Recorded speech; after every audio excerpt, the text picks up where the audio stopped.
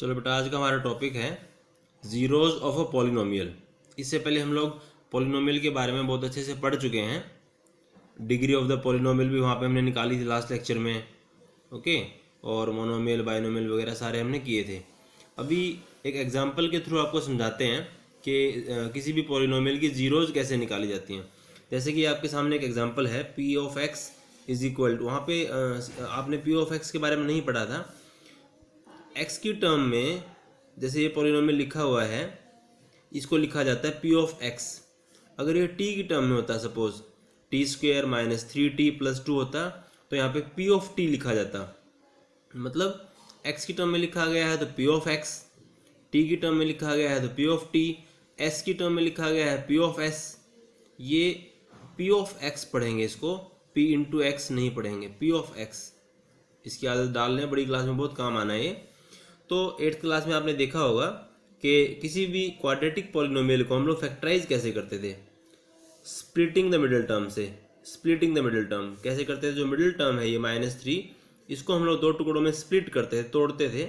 -2 -1 इस तरह से करते थे कि भाई -2 -1 इकट्ठा हो गया -3 हो गया, मल्टीप्लाई करोगे -2 को -1 से तो +2 आएगा, जो कि इस 1 × 2 के इक्वल होता था। ये आपने 8th में पढ़ लिया है सारा सारा। तो -2x -1x में ब्रेक किया हमने इस -3x को। अब इनका पेयर है, फिर इनका पेयर है, इन दोनों में से कॉमन क्या आ गया? x कॉमन आ गया है, यहाँ पे x बच गया और यहाँ पे 2 बच गया। यहाँ से आप -1 कॉमन लेंगे, यहाँ पे x बचेगा, और यहाँ से जब -1 कॉमन लेंगे आप, क्योंकि ये प्लस को आप लिख सकते हो माइनस इंटू माइनस, तो एक -1 कॉमन गया तो यहाँ पे क्या बच गया? -2, ओके। तो पूरे में से फिर क्या है? x -2 कॉमन आ रहा है पूरे में से, x -2, और यहाँ पे बच गया x, और यहाँ पे बच गया -1। तो ये फैक्टराइज कर लिया। अब जो हमारे इस टॉपिक की बात है, जीरोज निकालनी है। x की वो वैल्यू जो इस p ऑफ x को ज़ीरो बना देगी, वो उस पॉलिनोमियल की ज़ीरो होती है। जैसे यहाँ पे आप देख सकते हैं, पुट x = 1। जब हमने यहाँ पे x को 1 पुट किया है तो ये क्या बन गया? p of 1। x को यहाँ पे 1 पुट करोगे, 1 - 2, यहाँ पे 1 पुट करोगे, 1 - 1, तो 1 - 2 तो हो गया -1, 1 - 1 हो गया 0, तो सारा क्या बन गया? 0। इसी तरह से जब यहाँ पे हमने x को 2 पुट किया है, यहाँ पे हमने x को 2 पुट किया है, तो ये बन गया p ऑफ 2। x को 2 पुट किया है p ऑफ 2, 2 - 2 लिखेंगे, 2 - 1 ऐसे, 2 - 2 क्या हो गया? 0, 0 × 1 0 है। तो फिर से बता रहे हैं, x की वो वैल्यू जो यहाँ पुट करने पे ये जो p ऑफ x है, इसकी वैल्यू 0 बन जाए सारी, वो उसकी 0 होती हैं। Therefore x = 1 and x = 2, x = 1 and x = 2 are the zeros of px। एक चीज़ और बताएं, फिर भी अगर कभी दिक्कत आए तो आप क्या करेंगे? जो फैक्टर वहाँ पे आपको दिखाई दे रहे हैं, जैसे x -2 है, इसको अलग से 0 पुट कर लो, ये 2 उधर चला गया, x की वैल्यू आ गई। x -1 को भी 0 पुट कर लो, इसको उधर भेज के x की वैल्यू क्या आ गई? 1। तो 0 जब निकालनी हो ना, तो उस टर्म को = 0 पुट कर दो, उस टर्म को = 0 पुट कर दो, तो वहाँ से x की जो वैल्यू आएगी वही उस पॉलिनोमियल की 0 हो जाएगी। ये आपको दूसरी बात बता दी कि कैसे निकाली जा सकती है। तो फाइनली इस p ऑफ x की जीरोज क्या आ गई? x = 1 and 2। एक बात और लिखी हमने यहाँ पे, number of zeros of p of x = degree of p of x। जितनी उसकी डिग्री होती है, यहाँ पे आपने देखा इस पॉलिनोमियल p ऑफ x की डिग्री क्या थी? 2। जो हाईएस्ट पावर होती है बेटा, वेरिएबल, यहाँ पे x वेरिएबल है, तो x की जो पावर है बड़ी से बड़ी, वही उस पॉलिनोमियल की डिग्री होती है। तो इसकी डिग्री कितनी थी? 2। तो जीरोज भी कितनी निकलनी थी? 2। x = 1 एंड 2, तो 2 0 निकल गई, क्योंकि उसकी डिग्री ही 2 थी। अगर डिग्री 1 होती तो फिर एक ही 0 होती। एक चीज़ और लिखी यहाँ पे, a non zero constant polynomial has no zero. कोई भी कॉन्स्टेंट पॉलिनोमियल होगा, जैसे एग्जांपल यहाँ पे लिखा हमने, for example p of x = 4, p of x = 4, इसकी कोई भी 0 नहीं होगी, क्योंकि इसको आप =0 पुट कर ही नहीं सकते। हमने ऊपर क्या बताया था कि जो भी 0 निकालनी है ना, उस टर्म को =0 पुट कर लो। ये 0 पुट करके हमने x की वैल्यू निकाल ली, बट यहाँ पे आप इस 4 को 0 पुट कर ही नहीं पाओगे। तो कोई भी कांस्टेंट पॉलिनोमियल हो उसकी जीरो नहीं निकल सकती। Non zero constant polynomial has no zero. अब आते हैं एक्सरसाइज के ऊपर। एक्सरसाइज 2.2, इसमें क्या है, पी ऑफ एक्स जो पॉलिनोमियल है वो गिवन है, हमें फिर क्या निकालनी है वैल्यू, पी ऑफ -1 की वैल्यू निकालनी है। मतलब ये कह रहे हैं कि पी ऑफ एक्स की वैल्यू फाइंड आउट करो at X is equal to -1। तो एक्स को क्या रख दिया हमने, -1 रख दिया।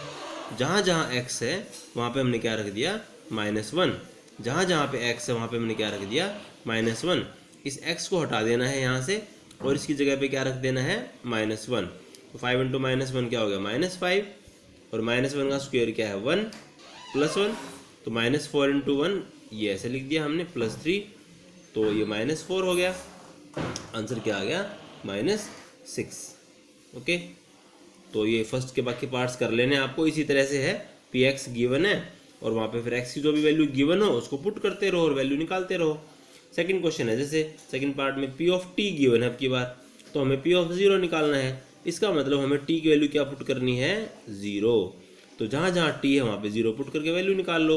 अब जब पी ऑफ 1 निकालना है तो टी की जगह पे क्या पुट करना पड़ेगा, हमें 1 पुट करना पड़ेगा। तो जहाँ जहाँ टी है सारे की जगह हमने क्या पुट कर दिया, 1 पुट कर दिया और वैल्यू निकाल ली।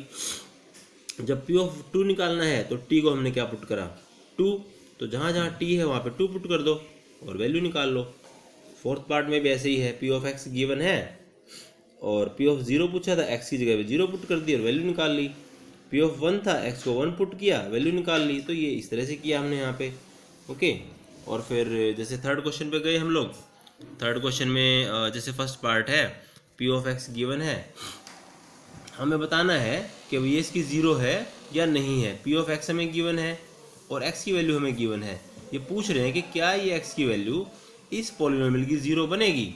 तो उसके लिए हमें क्या करना पड़ेगा, इस वैल्यू को यहाँ पे पुट करना पड़ेगा, पुट करके देखना पड़ेगा। तो एक्स को हमने क्या पुट कर दिया है, -1/3। एक्स को रखा -1/3, कट होके ये -1 + 1 क्या 0 आ गया। तो वही बेसिक है कि अगर वैल्यू पुट करने के बाद में वैल्यू 0 आ जाती है, therefore x is equal to -1/3 is the 0 of px। px कह लो या p ऑफ x कह लो। ये चीज़ है। सेकंड पार्ट में p ऑफ x गिवन है, put x is equal to 4/5। उन्होंने पूछा हुआ है कि क्या 4/5 उसकी 0 बनेगी, तो वो तो भाई पुट करके पता लगेगा, चेक करना पड़ेगा। x की वैल्यू पुट कर दी 4/5, 4/5 कट होके 4 - पाई। अब 4 - पाई, अब पाई को तो सब जानते हैं कि पाई की जो अप्रोक्सीमेट वैल्यू होती है वो 22/7 या फिर 3.14 होती है। तो ये तो नॉन जीरो टर्म आएगी, है ना। पाई की जो वैल्यू होती है वो अप्रोक्सीमेट वैल्यू 22/7 है। तो यहाँ पे रखेंगे तो वो 0 नहीं आएगी, नॉन जीरो आएगी। Therefore this is not the 0। अगर 0 आ जाता तो 0 होता, नहीं आ रहा तो नहीं है। थर्ड पार्ट में पी ऑफ एक्स गिवन है। अब दो वैल्यू बोल रहे थे ये कि भाई 1 को भी चेक करो और -1 को भी चेक करो। तो x को 1 रखो, यहाँ पे पी ऑफ 1 बिल्कुल सेम ऐसे ही करना है सारे सवाल। पी ऑफ 1, तो यहाँ पे 1 का स्क्वायर क्या हो गया, 1 - 1 0 हो गया। Therefore x equal to 1 is the 0। -1 put करोगे तो ये ऐसे हो जाएगा। यहाँ पे ध्यान देने की बात है कि -1 का स्क्वायर करेंगे तो वो +1 होगा, तो ये भी 0 बन रही है। ठीक है। फिर 6 पार्ट में पी ऑफ एक्स ये गिवन था। यहाँ पे इन्होंने पूछा है -m/l के लिए, तो x को रखोगे क्या, x की वैल्यू पुट करोगे -m/l। यहाँ पे भी x को हम क्या रखेंगे, -m/l। l से l कट गया, -m + m क्या हो गया, 0। Therefore this is the 0 of px। Seventh part में भी ऐसे ही है। यहाँ पे इन्होंने बोल दिया -1/√3 को, तो ध्यान से करना है। यहाँ पे x की वैल्यू रखी है -1/√3, x को रखा हमने -1/√3। होल स्क्वायर जब करोगे तो होल स्क्वायर का मतलब क्या होता है कि वो उस टर्म को 2 बार मल्टीप्लाई किया जाएगा। जैसे एक्स स्क्वायर होता है x × x, ठीक है। तो माइनस माइनस कैंसिल हो गया। √3 को √3 से करेंगे तो √3 का होल स्क्वायर हो जाएगा। पहले बताया था कि स्क्वायर से रूट कट जाता है, स्क्वायर से रूट कट जाता है, तो ये बच गया नीचे 1/3। तो 3 से 3 कट गया, 1 - 1 0 आ गया। Therefore this is the 0 of px। ठीक है ना। तो ऐसे करना था, इसको आप लोग फिर अच्छे से कंप्लीट कर लेंगे। आगे 2/√3 को भी चेक करना है उसी सम में। तो यहाँ भी हम x को 2/√3 पुट कर देंगे। 2/√3 रख के 3x² माइनस 1 था, वही सम चल रहा है ये। तो 2 का ये देखो 2/√3 का मतलब क्या हुआ, स्क्वायर का मतलब क्या हुआ, 2/√3 को 2 बार मल्टीप्लाई करना पड़ेगा। तो √3 स्क्वायर से रूट गया, 4/3, ये 3 से 3 कट जाएगा, तो 4 - 1 3 आ गया, जो कि नॉट इक्वल टू 0 आ गया। Therefore this is not the zero of Px। अब फोर्थ सम में क्या है, हमें जीरोज फाइंड आउट करनी है। P of x is equal to 2x plus 5।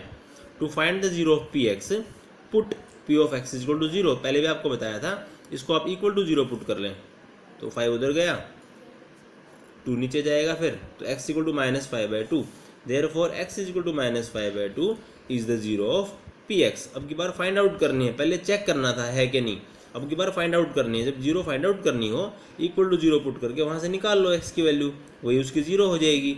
अब जैसे इसकी डिग्री कितनी थी, 1 थी, इस पॉलिनोमियल की डिग्री कितनी थी, 1, x की पावर क्या है, 1 है, हाईएस्ट पावर, तो वही उसकी डिग्री बन जाती है। जितनी डिग्री हो उतनी ही उसकी 0 निकलती हैं, तो यहाँ पे एक ही 0 निकली।